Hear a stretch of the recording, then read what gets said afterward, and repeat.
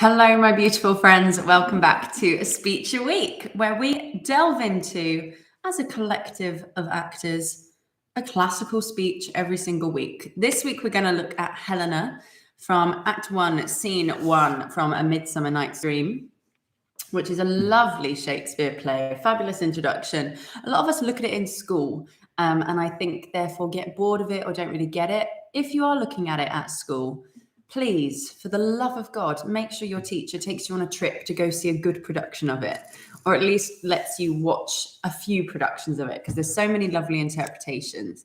And it's a really important one to get up on its feet for sure. As I always say, Shakespeare should be read.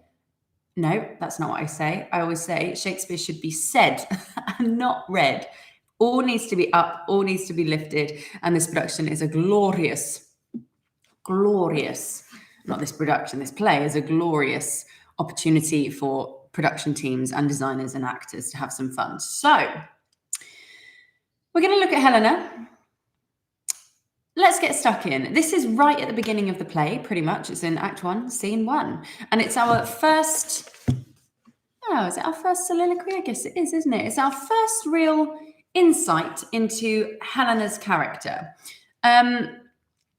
So, very briefly, I don't like to go into, before I do, live chat is enabled. So if you are watching for the first time or you're a regular, please do let me know where you are, who you are, and what you're doing. And share your thoughts with me. The whole point is that this is an interactive actor's exploration into Helena. And I'd love to know what you think, if you agree or disagree, or if you've got another input on that, or if it reminds you of a memory or a song or a film. Let me know. That's what I want to hear. All of that stuff helps us dig deeper into our understanding of the character. So please type away, and I look forward to hearing from you. Yay. So yes, at this point in the play then, just to kind of give you a little summary, all you really need to know, in fact, I'm just going to go into this, is that there's a love square going on. There's four main young lovers in A Midsummer Night's Dream. We've got Demetrius, Lysander, Hermia, and Helena. Often people get mixed up with all of them. I do as well. It happens. But essentially, Hermia is in love with Demetrius, and Demetrius is in love with Hermia. Happy days. However, Helena was once dating Demetrius, or at least hooked up with him. We don't know. And she still loves Demetrius. But Helena and Hermia are best buds. They're like the best, loveliest, happiest chums. Or they were until the unfolding of the play begins. And Lysander also loves Hermia. Oh, hang on, no, I've got it wrong again. Hermia, oh my God, this is like the history of the queens all over again. Lysander and Hermia are in love. You see how I said people always mix it up? I did it on purpose just to prove to you that even people that have done it get it mixed up. Lysander and Hermia. Oh my God, I've just done that. Oh dear. Lysander and Hermia are together, and they're telling Helena just before her little monologue about how they're going to elope together and run away into the forest and just have a lovely time. Demetrius loves Hermia. However, Demetrius, I think I've written this all down wrong. Helen, to your minds we will unfold. Lysander loves and Hermia are going to go off. Demetrius, as on him, Demetrius dote on you. Demetrius also loves Hermia. Basically, everyone loves Hermia and no one loves Helena. However, Demetrius used to love Helena, and now he doesn't. 4 minutes in and we're finally getting there. And Helena's just like, why does everyone love you and not me? And it's really sad, actually. And she's a little bit fed up with it. So Helena loves Demetrius. Demetrius loves Hermia. And Hermia and Lysander are the couple that are solid and both love each other. So there's a kind of love square / love triangle going on. I literally just looked at the script and saw that it was Lysander, and I still managed to get it wrong. It happens. It's early in the morning for me. So let's do this. Rodney, good morning. He says, poor Helena. Exactly. Helena is having the worst time. And she's just feeling a bit poopy. And let's all relate back to, when we're young and we're in love, it can seem like, even as adults, like, partnerships and things are really important to us, and friendships are really important to us. Friendships can change and so can relationships. But although it is just a case of thinking, oh, it's a young girl who fancies this young guy, it really is much higher stakes than that. So we need to make sure that, this means a real lot to all of the characters. The truth of that has to be there.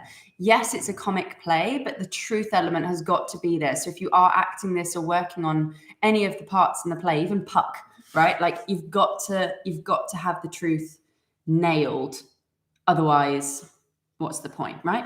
Ernest says, didn't get or see the email. Oh, I emailed you directly, Ernest. How strange. So I'm going to extemporaneous on this one, so you can repeat what play, act, scene. Sorry. Oh, bummer. I sent you a direct email. That's strange, because I didn't do my newsletter yet.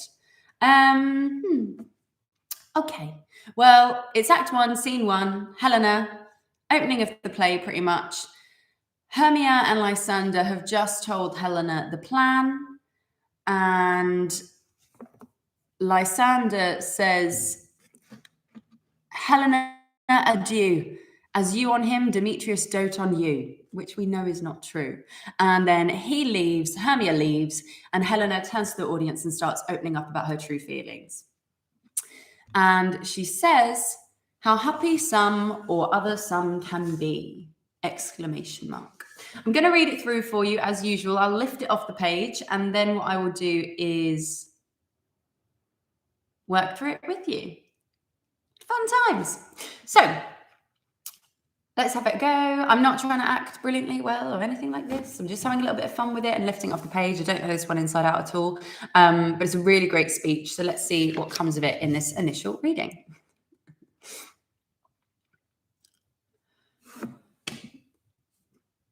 How happy. Let's start again. I think I'm having one of those days today. How happy some or other some can be. Through Athens I am thought as fair as she, but what of that? Demetrius thinks not so. He will not know what all but he do know.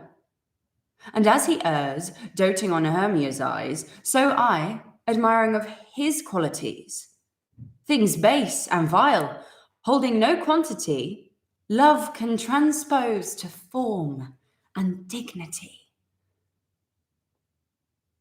Love looks not with the eyes, but with the mind, and therefore is winged Cupid painted blind. Nor hath love's mind of any judgement taste, wings and no eyes figure unheedy haste. And therefore is love said to be a child, because in choice he is so oft beguiled. As waggish boys in game themselves forswear, so the boy love is perjured everywhere. For ere Demetrius looked on Hermia's eyne, he hailed down oaths that he was only mine. And when this hail some heat from Hermia felt, so he dissolved, and showers of oaths did melt. I will go tell him of fair Hermia's flight. Then to the wood will he tomorrow night pursue her. And for this intelligence, if I have thanks, it is a dear expense. But herein mean I to enrich my pain, to have his sight thither and back again. Strut off, end of the scene. That lovely rhyming couplet. Beautiful. So there we have it. A really lovely speech. I really, really enjoy this one. I've never actually played Helena, but I would love to. I think she's a fabulous part, and a lot of younger people do kind of look at Midsummer Nights Dream for their drama school audition speeches and things, and I think it is really great. So let's really try and look at how we can get some colour in this. It's really easy to play all of these characters a bit one note, and we don't want to do that. We want to show as much variation and human emotion and journey in this speech as much as possible. She's not just whinging, she's figuring things out, as our characters in Shakespeare often are doing using their words when they're talking to the audience. So just remember that you're still always figuring something out. You're not just playing one emotion or saying how sad you are to the audience. There's nothing fun with that. You've got to be learning something and developing something, especially if you're doing a monologue or soliloquy from Shakespeare. So Helena, her immediate outburst is how happy some or other some can be. How happy some, i.e. Hermia and Lysander, not Demetrius, over other some can be. It's not over or o'er, it is or. There's an apostrophe there. So although it's or, it still works like that, but in your mind's eye, it is over. How happy some over other some can be. How happy some people can be more so than others. Over some others can be. She's kind of remarking about how happy they are and how happier they are than her. Although she doesn't say that about herself, she does talk in third person there. Over how happy some, happy, why do I want to keep saying happy? How happy some or other some can be. She doesn't say how happy they are over me. She does talk in kind of generalized tones there. So she's just probably also, little clue there, she's probably feeling like everyone's having a really nice time except her in life in general. So she really is feeling sorry for herself and like the world is against her here, I believe. And there's that lovely exclamation mark and that lovely how sound, how happy some or other some can be, exclamation mark. So make sure you use that. Hi, Ernest. Oh, good. I thought you were going away. Don't go. Midsummer Nights Dream was the first Shakespeare I read in high school. I think we read it in black and white. Yeah, it's often an introduction to Shakespeare because it is a bit more magical and fun, and there's quite a clear differentiation between all the characters, even though people always get mixed up with Lysander, Hermia, Helena, and Demetrius, like I did at the beginning. But it's a lovely intro to Shakespeare, and I think some of the text is very clear. And because there are so many lovely characters, it can be very fun and clearly done. And it's a fabulous intro to Shakespeare. So if you are watching this for the first time, this is a great one to watch and read, 100%. So she's started with this remark, this maybe outburst, this I'm feeling a kind of backwards third person way of saying she's upset and sad and how unhappy she is. And then she goes on to say, through Athens, which is where they are, I am thought as fair as she. Full stop. So this is a full stop. I really want you to pay attention to the punctuation in this speech, actually, because it lends itself to help you. But often we don't give it enough breath. We don't give it enough space to breathe, this text in this speech from what I've seen. So own it and really take your time. She's figuring out, remember, she's not rushing through trying to tell us how annoyed she is. That's how you get a one-note Helena, and that just flops. So through Athens, I am thought as fair as she. She's thinking, what? Throughout Athens, people think I'm as pretty as she is. Remember, fair in Shakespeare's day means beautiful and pretty. And if someone was fair, they were beautiful, stunning, delightful to look at. So we've got that. Through Athens, I am thought as fair as she. But what of that? But then there's a 4-syllable sentence. But what of that? Question mark. Demetrius thinks not so. So throughout Athens, everyone thinks I'm as pretty as she is. But what of that? Demetrius doesn't think so. See how slowly I delivered that? You could actually totally do it at that pace, obviously, depending on the whole circumstances that you're going into. And then we've got a semicolon there. So now I think the pace thickens and she does kind of run off with her thoughts a little bit more and speak perhaps a little bit pacier. Demetrius thinks not so. He will not know what all but he do know. So there's kind of like little rhymes in there with that O sound. And O is quite a longing sound too. Oh, like I always talk about this glorious O sound that Shakespeare gives us to play with. It doesn't always have to be in a form of the letter O and an exclamation mark. He puts it in so, know, all but he do know. There's there's another one in the speech somewhere, I think, as well.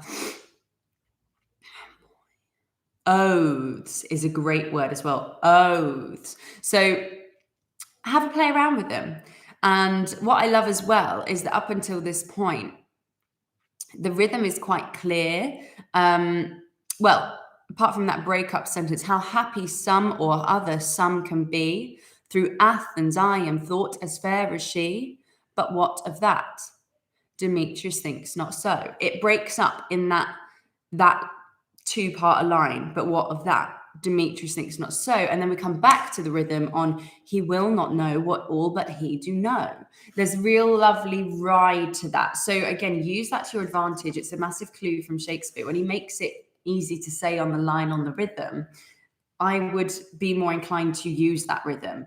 However, when he puts a question mark 4 words into a sentence, use it, break it up. It's there for a reason. So yeah, translating that throughout Athens, I thought as beautiful as she, but what of that? But what does that even matter? Demetrius thinks not so. Even though everyone else thinks it, because Demetrius doesn't think it, that's all that matters to me. So in this monologue, we're really learning that Demetrius doesn't love her.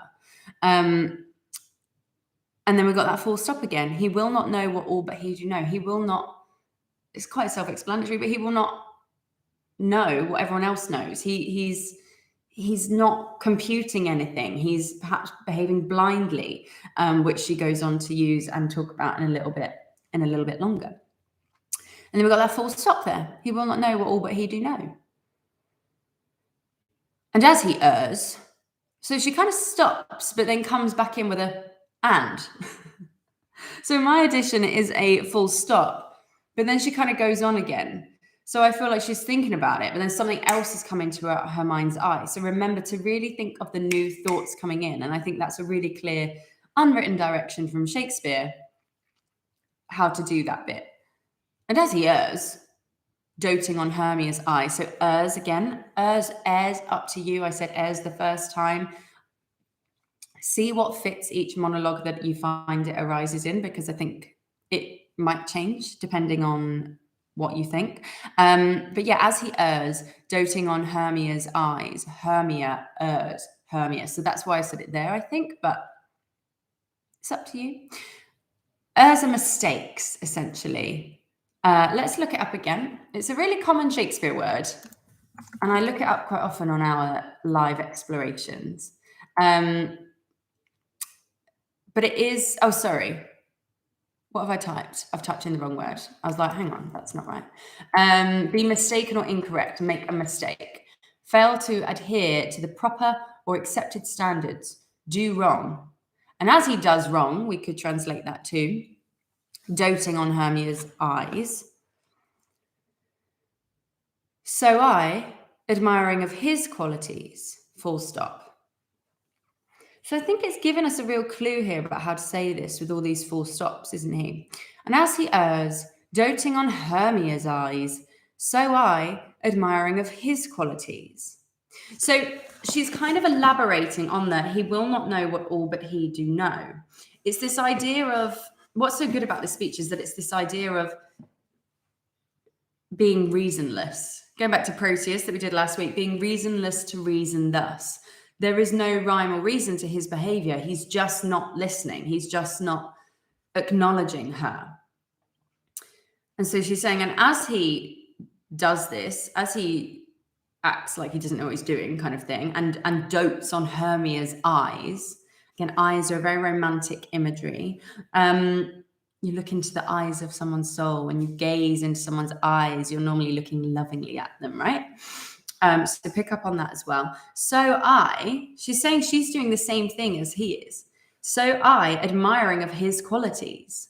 So she's saying, and I think this is often missed when I've seen it done, actually. She's saying she's just as bad as Demetrius because she's doting on someone who isn't paying any attention, just like he is doting on Hermia and she's not giving him any attention because she loves Lysander. And then she goes on to explain this further. Again, she's figuring all of this out. So I, admiring of his qualities, things base and vile. She's saying his qualities, for example, she's not necessarily being that specific here, but she's saying things base, so base bottom, things that are, to the floor, dirty, wrong, rotten, and vile. Vile is a vile word, isn't it? It makes you think of like just disgusting stuff. Things base and vile, holding no quantity. If something doesn't hold quantity, it's like style over substance. There's no depth there. There's no richness there, right? So she's saying in that line, things base and vile, things horrible and gross, holding no quantity, without substance. Love can transpose to form and dignity. So form, tall, something's form. In fact, let's look that up. I'm sure there's an extra meaning in there that I may have missed. So form, the visible shape or configuration of something, a particular way in which a thing exists or appears. Manifestation, good word for this play.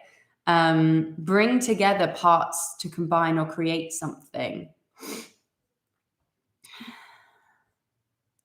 Lovely. I'm just going to quickly skim read some more of these, see if there's anything else interesting.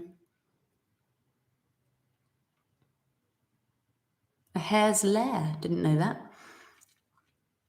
Gradually appear or develop. The way I'm literally picturing it, whenever I see the word base in a speech, I always think of something flat like this. And from this speech, I'm literally picturing this fabric and this plastic melting and growing into something beautiful, like a flower. That's what I always picture. And I think that's what I picture in this monologue as well. Love can transpose. I'm picturing love being this mystical, like red mist or something that is casting a spell on the base thing and lifting it and making it something beautiful using magic. And I think this is a really lovely forerunning use of imagery for the rest of the play, where we end up in the forest with the fairies and all of this magical stuff. And Rodney says, interesting comment, is the one-note tendency because there are so many characters and most of the play still to come. Do productions fall into a trap of viewing it as routine, necessary intro? I don't know, I just find that Helena, because Helena is the character who's all like, woe is me, we generalize, and it's a bit like Phoebe, actually, in As You Like It. People just decide she's the dumb, funny comic relief or whatever. And it's the same with Hermia, Helena, I think. They think she's the kind of whiny comic relief. And yes, it's funny, but there is a real, I think in general, in Shakespeare, there is a habit to forget that the character is figuring it out in a soliloquy. Like they're unfolding their thoughts and deepest, darkest desires or their plan usually, but they're normally figuring it out as they go. They've not had a moment to write down. Like Edgar in King Lear, he literally is in the scene, they all leave, and then he's with the audience. He's got to be figuring it out. He hasn't pre-planned any of this. And I think there is this sense of forgetting that sometimes. And with Helena in particular, because she is the jilted lover, it's often just completely, and I find it can be really grating and really annoying and really boring. So I don't know. And it could be that the directors asked them to be like that, but I think there's some really funny bits in this. And I don't think I necessarily did that in the first reading that I did. That's my first time reading it out loud for a while. As always, I don't rehearse any of this stuff. We just get going as we go live. Yeah, I think, I don't know. It's just something I've noticed in quite a few of the productions. It's always, there's not enough dynamic in her range, which is disappointing. And I'd love to get my teeth stuck into Helena sometime. Hi there, just saw your Sonnet 94 explanation. Oh, good. Thank you for watching, Goodman's All. And it says, I got into a staring contest with my 6-week-old granddaughter. Oh gosh, 6 weeks already. Damn straight, the eyes are a window to the soul. She would not break eye contact. We had a moment, absolutely priceless. Oh, Ernest, I'm so glad to hear. Goodman says, it helps a lot with my assignment. Oh, good. I'm glad. Yes, keep checking them out if it helps.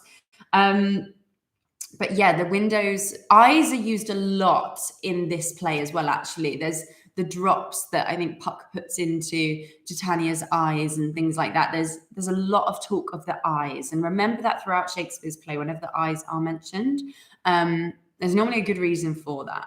So it's normally romantic. It's normally quite a romantic thing. So continuing, things base and vile, and this is another example of either or. You know, I should in the sonnets that we do, I say Shakespeare does a lot of da da da da da da da da da da da. He kind of like puts opposing imagery together to help us as the audience understand what his characters are saying. I think he does it here. Things base and vile, holding no quantity, things low down, things that are rubbish, garbage, ugh. Love can transpose to form and dignity. So did you see how when I first read it as well, I took my time on form and dignity, and I put real weight into those words in glorifying and purifying them. But when I said base and vile, I'm going to spit it out a little bit more, because those words lend themselves to being base and vile, right? So really, really use that if you are an actor and you're doing this speech. Love can transpose. And again, that word transpose, even if you don't know exactly what it means, trans means to change, and pose, it's a musical term for me, transpose. You transpose the key of a song, but let's just actually look it up. Pose is even a lovely word. You see how I use that to say, to put a nice flowery edge on it. So it says cause two or more things to change places with each other. And that is the running theme of this play. As we go on, just not to spoiler alert for you, it's all about transposition. It's all about people being exchanged for other and the points of view just being changed. Lysander and Demetrius end up falling in love with Helena, and Hermia becomes the Helena who is like, why doesn't anyone love me anymore? It's all about this. So this is a really... Why this speech is so good as well is that unknowingly to the audience, it's an absolute forerunner, like I said already, for the rest of the play. So I also think that's missed. This is what I say about it being one note as well. Helena doesn't know this, but she is basically telling everyone what's going to happen next and putting us in the right place to be set up for that. So it needs to be really clear and not just about Helena being all like, in my opinion. So, it helps. Goodness, can you do an explanation on praise of folly, like the linguistic characteristic in it? Need to get back to my homework. Look, keep it up, miss. Thank you. Yes, I can look into this. I'll do separate videos potentially for soon. Good luck with your homework. Fabulous. Carrying on then. And then she goes on to look into love some more. She's trying to figure love out in this speech. So she just says love can transpose to form and dignity. Full stop. She's letting that land. And then she goes on, love looks not with the eyes, but with the mind. So if we ride that on the rhythm, always try it on the rhythm. Love looks not with the eyes, but with the mind, semicolon. I added an extra syllable in mind because of my accent, but I wouldn't really do that. And therefore is winged Cupid painted blind. So that's another two-liner with a semicolon in there. She's figuring out that love looks not with the eyes, but with the mind. And that is why Cupid is often painted blind, because it's not about what you see. It's not about the base and vileness that you see. It's about what you feel and you see with your mind, not with your eyes. So there's no exclamation mark there, but I do think she's, like I said, learning something. She's figuring out, oh, that's why. And I think this is a key thing to remember. She's thinking that's why Cupid is painted blind. Oh, and I think that would add a really lovely innocence to her. And then she goes on again. Nor hath love's mind any judgement taste. Wings and no eyes, figure unheedy haste, which I love. It's such a good line. So she's saying here, nor hath love's mind. So she's gone, love looks with the mind, not with the eyes, and therefore is winged Cupid painted blind. That's not the right way to do it, but still, she's saying that. And therefore, that's why Cupid's painted blind all the time. And then she goes on to discuss even further the idea that then that mind that looks without the eyes has no judgment. It has no kind of what do you call it when you're in a social setting? They've got no awareness, no social understanding of how to behave in particular settings. You know, there's no filter there. She's like saying that love's mind lacks the understanding to communicate because there's no eyes there. Wings and no eyes create chaos, basically. I went all around the houses there trying to explain that. But does that make sense? If you've got any questions there, let me know, because this is a bit where people often get muddled and just start saying stuff without really getting into the real gist of it. And again, I think she's saying like, oh, this is making sense now because my behavior is one that doesn't actually make sense. And so is Demetrius's. Like, he's actually, you know, he's got no reason to love her, but all of a sudden, because Lysander does, he does love her too. And she gave him a bit of attention. Why do I still dote on him? He is base and vile, but I still love him. She's kind of figuring out why it is like that. So yeah, let me try and articulate that a little bit neater. So she says, nor hath love's mind of any judgment taste. Remember, if you've got no taste in something, it's ill-tasted, it's ill-suited, it's ill-decided, right? If you've got no taste in judgment, you've got no real morals, you've got no real, social awareness for the situation. And then she goes on to make a bit of a joke. Maybe she doesn't realize it's a joke. I don't know. Up to you to decide. But she says, wings and no eyes, figure unheedy haste. It's like we could change wings for like wheels. If you're in a car and you've got a blindfold on, but you have to go. Again, there's no question that love has to be there as well. Like, and you have to go forward.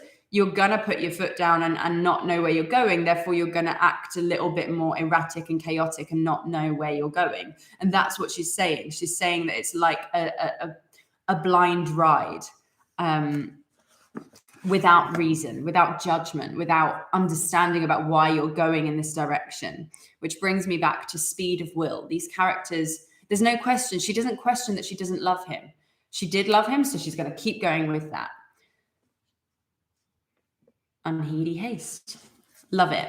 I hope that makes sense. Let me know if you've got more questions on that part. And then we've got, it's not a full stop there. It's a semicolon again in my edition at least. And therefore is love said to be a child. So in the last few lines, we've got two therefores. And therefore, so remember, she's figuring it out. So going back, let's just read from Love Looks Not with the Eyes. Love looks not with the eyes, but with the mind. And therefore is winged Cupid painted blind. Nor hath love's mind of any judgment taste. Wings and no eyes, figure unheedy haste. And therefore is love said to be a child, because in choice he is so oft beguiled. And then we've got a full stop, and then we go over there. And it says, love is blind is usually used in a positive vein. Indeed it is. However, is it here? I think she's just using it as a way to understand. She's going, oh, that's why people say love is blind. So I don't think she's saying like it's a bad thing or a good thing necessarily, unless we put that on there. She could be going, oh, that's why love is blind. All right, I get it now. Oh, and then she's maybe really annoyed she's in that situation. But like I said, we tend to stay on that one note with Helena from what I've seen. So maybe there was I prefer when I play this part, which I will soon, touch wood, I would play it a lot more innocent. Like, oh, that's why my mum always said to me, love is blind. I get it now, kind of thing. I think that would be far more interesting. And show us a bit more of her naivety and give us a variation from the beginning, where she's like, how happy some or other some, how happy some or other some can be, throughout, like, why is like, it brings a much warmer quality to her, makes us like her more. It's a very simple thing that I think, yeah, we miss quite often with characters. Blind love can lead us to trouble, a childish decision. Exactly, Ernest. And that's what she's saying here. She's like, oh, that's why love is said to be a child. That is why Cupid is a cherubim. He's a boy. He's not a grown man. He is a blindfolded guy with a bow and arrow, just dashing out arrows and love to whoever he happens with unheedy haste, without reason. By the way, why do fat flying babies mean love? Ernest, I have no idea. It might be because of this speech. I think it's because of what she's saying. It is like a childish, I want that, so I'm taking it kind of attitude to life, to love. That is what love was like. And remember, back in the olden days, it would have been very much like that, a lot more like that, I would say. So, I mean, it is still like that these days, isn't it, really? Let's be honest. But there is this sense of unheedy haste. I think that's like the perfect phrase for the whole play, to be honest. Figure unheedy haste, like it just happens. Yeah, just happens. So, and therefore love is said to be a child, because in choice he is so oft beguiled. Often, because in choice he is so often duped. If you're beguiled, you're often charmed by something. However, the true definition of beguiled actually means you're kind of charmed, but often in a deceptive way. So there's a deception there. There's this sense of, going back to what she says about things base and vile, holding no quantity, love can transpose to form and dignity. She's saying that love is deceptive, and that you can often be beguiled by choices, but actually, you know, I'm sure we've all been there. I've mentioned this before in the sonnets, but you look back and you're like, did I actually go out with that person? Or did I actually fancy them at a point? Like, what? It's that kind of thing. And although she still loves Demetrius, I think what's so lovely about this speech is that she's realizing and learning all about, I thought my jumper was on back to front then, and I was about to say, proof that my day is all over the place, but it's not, it's fine. She's learning about love and saying how perjured it is and how corrupt it is fundamentally, and yet she still goes back to get Demetrius and tell him of Hermia's flight and get him back in her good books, and get her back in his good books, right? So this is a very good speech. So make sure you don't forget all of those layers of depth and learning in her, but this naive decision to go back to it. She's still under Cupid's spell, as it were. Rodney says, flying babies and frogs, kiss a frog and find your love, find a prince, and a prince. Go figure where all these things came from. Jolly good fun though, isn't it? So there we go. Because in choice he is so oft beguiled, as waggish boys in game themselves forswear. Waggish boys, lovely use of that word. She doesn't just say as boys in games themselves forswear. She says as waggish boys in game themselves forswear. There's a real rhythm to that line, and it's a bit of a tongue twister. Game themselves forswear. There's lots of lovely sounds in there. So the boy love is perjured everywhere. So she's saying, as waggish boys in game themselves forswear, so the boy love is perjured everywhere. If you forswear something, in fact, let's look that up again, just so I don't ad-lib it in a terrible way. Agree to give up or do without something. Swear falsely. Commit perjury. So she's using a lot of language about lies and deceit and deception and lies, untruths, false, playing false. As waggish boys in game themselves forswear. So when you play games, you're like, no, I didn't cheat, or no, I didn't steal your domino or whatever. She then says, so the boy love is perjured everywhere. It's the same. They swear one thing but mean another. So love is perjured. The boy love, he is lied about. He's perjured. Everywhere. So she's saying there is no trust. And without trust, there is no love. Name the film. Great film. And then she confesses to us that Demetrius had actually spoken to her and swore oaths to her. And again, whether or not this actually happened, I mean, she says it does, but this could all be in her imagination for all we know. Again, lots of interesting things there. I mean, we need to take these things as truth, but also, you know, food for thought, things to play with there. So she says, so the boy love is perjured everywhere, semicolon. For ere Demetrius looked on Hermia's ein, so eyes again, but ein, it's just another phrase of saying it. He's changing the rhyming scheme now. In fact, let me just mark that in my book because this is quite important. So the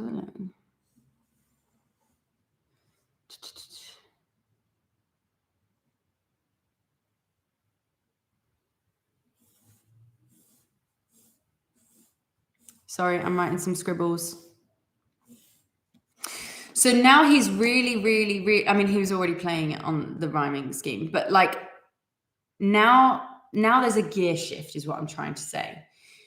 For ere Demetrius or ear, I'd kind of say ear, but I don't think that's right at all. I would say ere. For ere Demetrius looked on Hermia's ein, he hailed down oaths that he was only mine.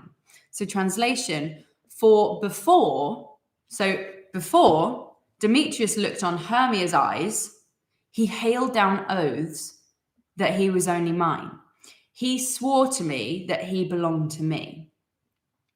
And again, remember with translating these things, be more specific. It's not just like he said he was mine. That's not what she's saying here. She's saying he hailed down oaths that he was only mine. He swore with force that he was only mine. Really, really important to get that specific when you're translating or writing a modern day in a monologue or whatever with it. It's not good enough to just be like, he said he was mine. We need to be that much more specific with Shakespeare because, well, and contemporary language, it's really, really important. He swore with force that he was only mine, or he forced swearing that he belonged to me. And when this hail, some heat from Hermia felt. Here we come with a lot more, it's a lot more breathier. And I think, again, maybe she's having a panic attack. Like, use this, see what comes out for you here. Right, Ernest? Ernest says, hailed down oaths. Overkill seems disingenuous, right? So if someone does that, if someone just is relentlessly saying, like, I had it before when I was younger. A guy called Tom on the French trip kept being like, go out with me. God, I really like you. Just go out with me. And I was like, I don't believe you. But like, I mean, we were like 13 or something by this point, right? But he kept going on and on about it. And it made me just like think he was just full of absolute rubbish. And he was actually being a bit sarcastic and just wanted to humiliate me. So again, maybe he was doing that in a mean way, but Helena believed him. Or maybe he said it once and she's just exaggerating to us, the audience. So remember the complexity of these characters. Maybe he did, and maybe he did mean it. But also in Helena's eyes, she is seeing what love is letting her see. She is transposing the truth to make it her own love reality. So yeah, I hope this really helps people unleash more of the complexity of the character. It's not as black and white. Sycophants would hail down oaths, Ernest says. Right? So interesting. Whether he did do that or whether she's saying he did do that, it's a really important thing to think about. He hailed down oaths that he was only mine. And when this hail some heat from Hermia felt, So when this hail, so now Shakespeare's using this imagery of hail, which is snow, ice. And again, you don't normally talk about love. And this is why I think she's being slightly disingenuous here, because we don't think of love as being ice. Love is heat. Love is passion. Love is fire. Passion is fire and warmth and all of that sort of stuff. So the fact is that she's using this language makes me question how accurate it's being.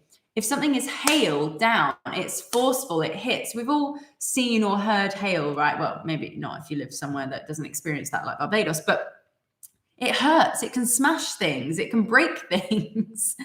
And so for her to use that language is kind of juxtaposing her intention. So she then says, when this hails some heat from Hermia felt, some affection, some love maybe. So maybe Hermia is not as truthful as she has been. Maybe, again, I'm just planting seeds here, throwing a spanner in the works and playing the devil's advocate here. He dissolved, and showers of oaths did melt. So it's this idea of a waxen image melting, or wax is soft, right, and malleable. Ice is also, water is soft and malleable, can turn to ice. But she's using this, it was ice that was hitting me, and then it became melted after she came along and, I don't know, flirted with him or just said hello. Maybe she didn't even give him anything, but just said hi or something. He just changed his tune. So it's a really interesting chunk of text, and I think it's a real kind of insight. I don't want to say to Demetrius's behavior, but it's our insight to what Helena is interpreting with the whole love triangle situation. Rodney says, wonder if she overstates anything else anywhere in the play, a one-off or pattern. Absolutely. I definitely think she does. I'm just trying to think about other speeches and moments that she has with the other characters. She's very much a I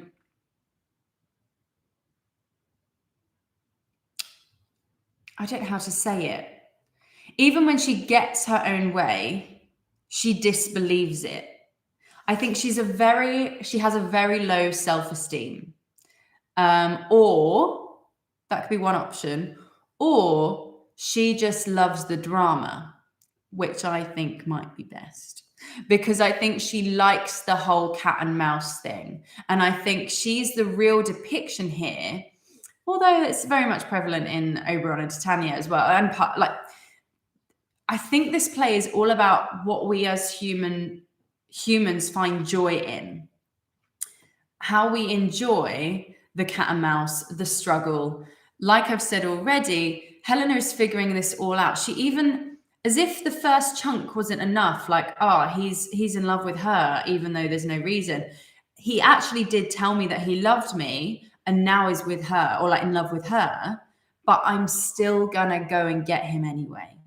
And I think that's the kind of premise of the whole play. It's this idea that as humans, we know something isn't right for us or something is bad for us, but we do it anyway. We want to have that fun. Puck is like, he's like, I want to do what my master wants me to do, but if I can have fun doing it as well, that is an absolute bonus, right? And even though he's screwing over Titania and like some other characters and causing havoc, he's having a good time. And I think this play is all about that, this idea of playing with other people and how as humans we do that. We play chess with people and their emotions. So yeah, I think this speech is great. I'm loving it more and more as I go into it. Rodney says, oh yeah, I've already said that. I thought it popped up with something else, but it didn't. So yeah, I think options there for you. If you're an actor watching this back, there's options there for you to figure out, is she actually really low self-esteemed?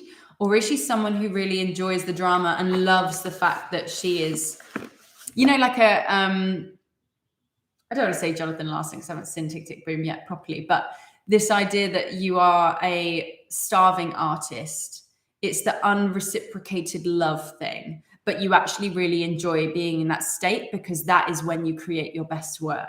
I feel like Shakespeare is quite like Helena at this point. This whole like, oh, it's all so awful. Going back to the sonnets, in fact, this idea that he has to enjoy the turmoil of being in that situation because it helps him write it, it helps him create it. Not that I think that's the way artists should behave or anything like that. Like, it's not true. You can imagine it, but still, I think Oscar Wilde says something like this as well. I feel like you guys would know something like this, but this whole idea of like your purpose comes from your pain. It's your sorrow that creates your muse of work, you know? So throwing that out there could be a part of Helena that just loves the drama, which could be really fun to play as well. So going back to the actual text then. So he dissolved, and showers of oaths did melt. So then we got that lovely language, melting, dissolved, showers of oaths. And also actually there's some apostrophes in there. So he dissolved, and showers of oaths did melt. So showers can't be two syllables. So again, really be aware of that in this speech, because he does give us a few apostrophes to make sure that we do clip it and stay on the rhythm. And to be honest, Shakespeare, I don't think would have done that much unless he really intended for you to say it that particular way, right? So in this speech, I think the rhythm is quite important, and respecting the iambic pentameter is quite important. But food for thought, up to you. You're the actor doing it. So, full stop. Showers of oaths did melt. Again, showers. Very posh, very crown, very Elizabeth. Have a play with that. It's not showers. It's not a two-syllable word that sounds a bit like showers. It's showers. You've got to kind of... So again, it's more of a vowel sound rather than a two-syllable word. That's what I'm trying to say. So then we've got the final bit where Helena shares her plan.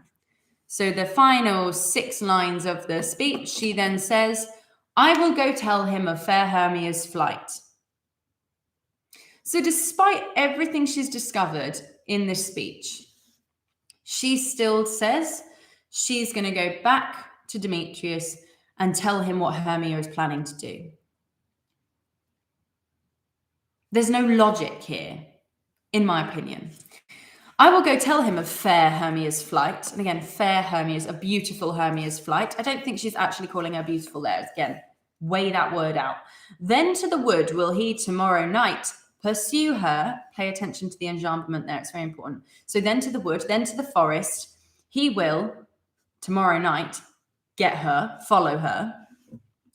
And for this intelligence, if I have thanks, it is a dear expense. So she's saying here, and for this intelligence, so for me telling him this news, this intel, if I have thanks, it is a dear expense. All she wants at this point is his thanks.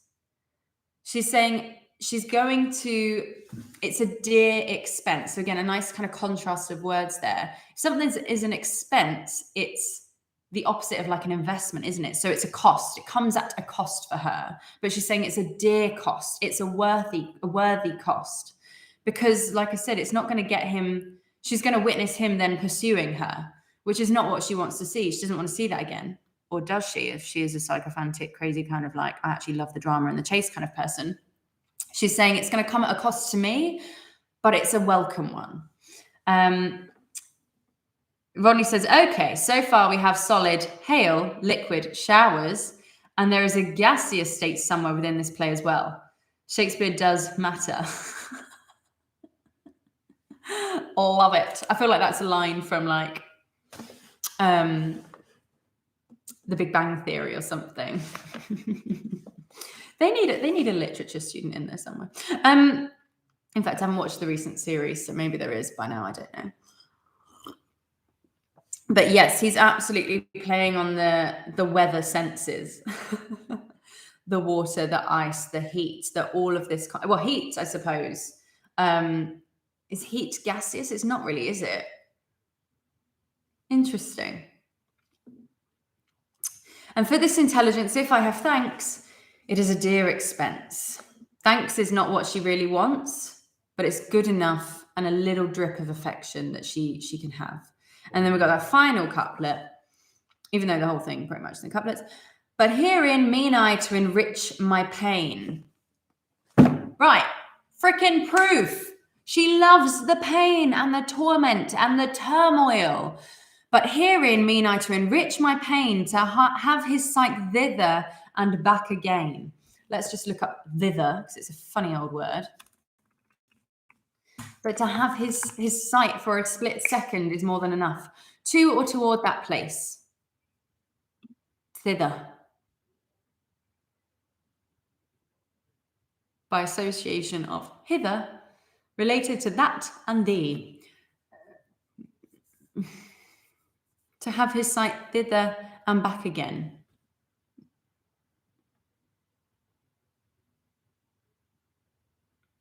So what she's saying there is, but herein mean I, but in this action, what I mean to do is enrich my pain, to have his sight thither and back again. So to have it going from her to him, from her to her, to her to her, to Hermia to Helena, to Hermia to Helena. That's kind of how she's explained that's what happened already. It was on her, then it was on Hermia. Then coming back to her as she explains the situation, he's going to pursue her. So she's talking about the yo-yo effect of his affections, basically, and how a drop. And I think the reason I use like a drop as well, a drop of his affection, is after the hails and the shower imagery that we've had, the weather imagery we've had. So yeah, that's it. Exit. On to scene 2, Quince and Bottom. So there we go.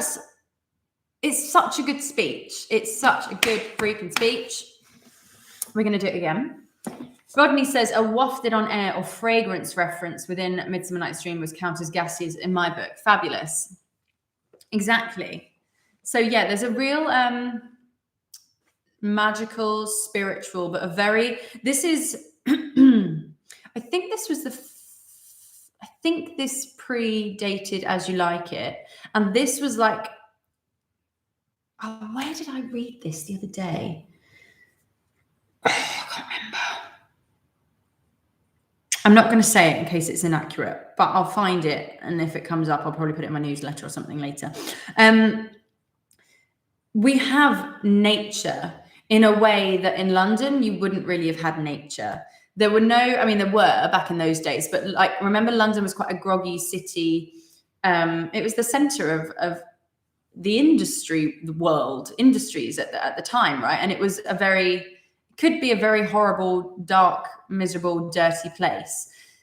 Shakespeare transforms the theatre and London Athens into a forest. Like, it's magical. There is this real sense of nature running its course and the magic of the natural world coming into play and toying with our emotions. So he strips back city life and takes us to the country and takes us to the woods. And it's very similar in As You Like It, where when you go into the woods, your true characters come out, or you learn something about yourself, or you're thrown in a world where you don't have status and society and all these other things. It's like a little independent state. And I think that's something to remember as well with the plays. Whenever he uses forests or woods, especially in this one where we have got magical creatures, and As You Like It we do as well, but we don't really see that right until the end. This is a real, I think, stripping back to human nature play by using unhuman characters. It's fabulous. It's such a fabulous play. It's such a good play. Let's read it again, shall we? Before I just keep ranting about how fabulous the play is. And I'm going to take my time a little bit more. Again, I've not rehearsed this. I need to work on it more. I 100% want to learn Helena's part back to back ASAP. So that's my next project for my personal professional development. But let's just have a little play with this. Let's see what happens. Enjoy. I'm going to reread Helena, How Happy Some or Other Some Can Be.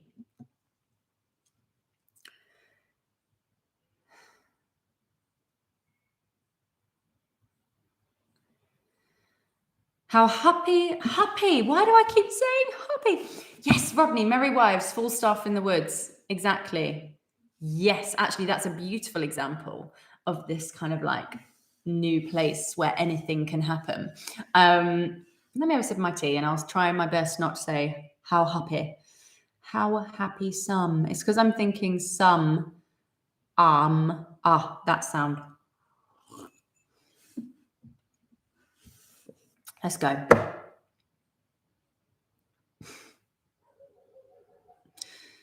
How happy some or other some can be. Through Athens I am thought as fair as she. But what of that? Demetrius thinks not so. He will not know what all but he do know.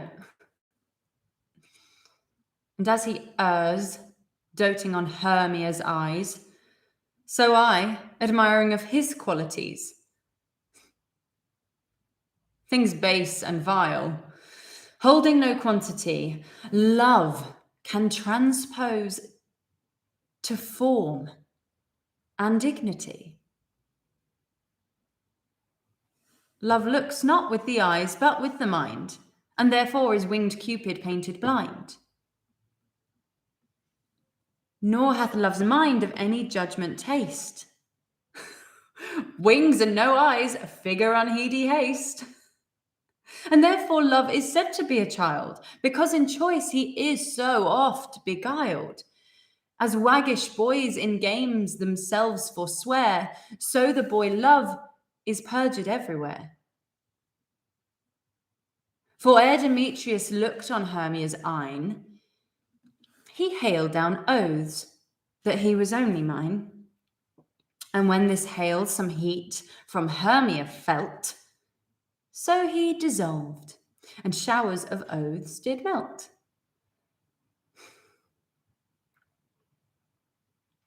I will go tell him of fair Hermia's flight, then to the wood will he tomorrow night pursue her. And for this intelligence, if I have thanks, it is a dear expense. But herein mean I to enrich my pain, to have his sight thither and back again. I think I'm being far too knowing with it. I would play it a lot more innocent. But once I've learnt it, I will absolutely add a lot more colour in there. It's a really good play. And I had a light bulb as well. Thank you, Rodney. I had a light bulb as well with the couplets. I think that also makes us fall into a bit more of a rhythm with it.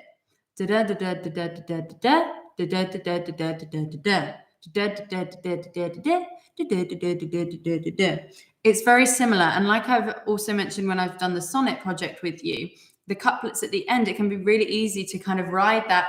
But if, let's think of a sonnet, let's just quickly grab one. But since she pricked thee out for women's pleasure, mine be thy love and thy love's use their treasure. It's because it's a bookend. It's how you bookend the end of something. It becomes this kind of downward intonation and it can become habitual. So I think the semicolons here are clues to enjambment some of the lines and lift them more, which I don't think I did very well just then, but it's really, there's a lot to think about in this speech. It's lovely and clear, but it is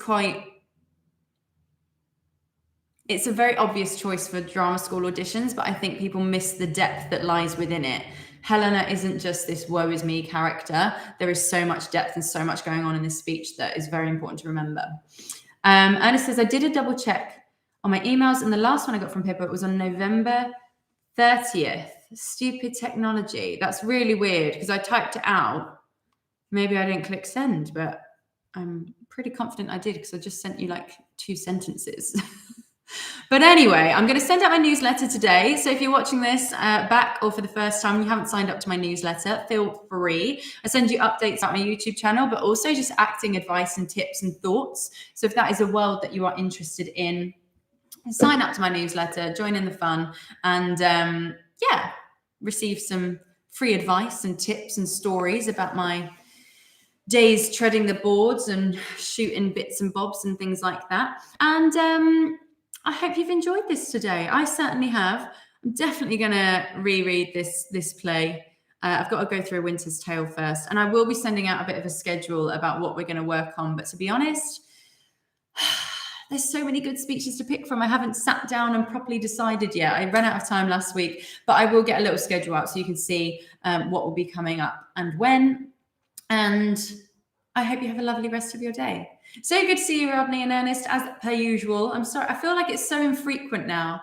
I miss speaking to you every day. But this is great fun, and I hope that you're all doing really well. And I hope you're starting to feel Christmassy, because I certainly am. Let's leave it there. Toodaloo, everyone. Have a lovely rest of your day.